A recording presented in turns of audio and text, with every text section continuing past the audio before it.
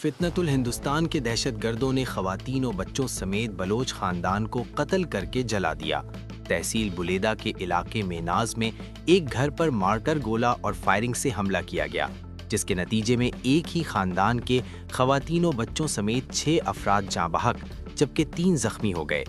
Police کے مطابق جاں بحق افراد میں کمسن بچے بھی شامل ہیں، جبکہ زخمیوں کو فوری طور پر اسپتال منتقل کر دیا گیا ہے۔ سیکیورٹی فورسز نے علاقے کا گھیراؤ کر کے ملزمان کی تلاش شروع کر دی ہے۔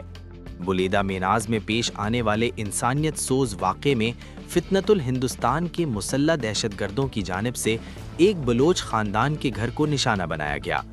حملے کے دوران بچوں اور خواتین سمیت 6 بے گناہ افراد کو قتل کیا گیا اور گھر کو مکینوں سمیت آگ لگا دی گئی۔ انسانیت سوز واقعہ کوئی جدوجہد نہیں بلکہ کھلی درندگی ہے، جس سے ظاہر ہوتا ہے کہ دہشت گرد عناصر نہ بلوچ روایات کا احترام کرتے ہیں اور نہ انسانی اقدار کا۔ معصوم بچوں کو نشانہ بنانا کسی نظریے کی علامت نہیں بلکہ بزدلی اور شکست خوردہ ذہنیت کو ظاہر کرتا ہے۔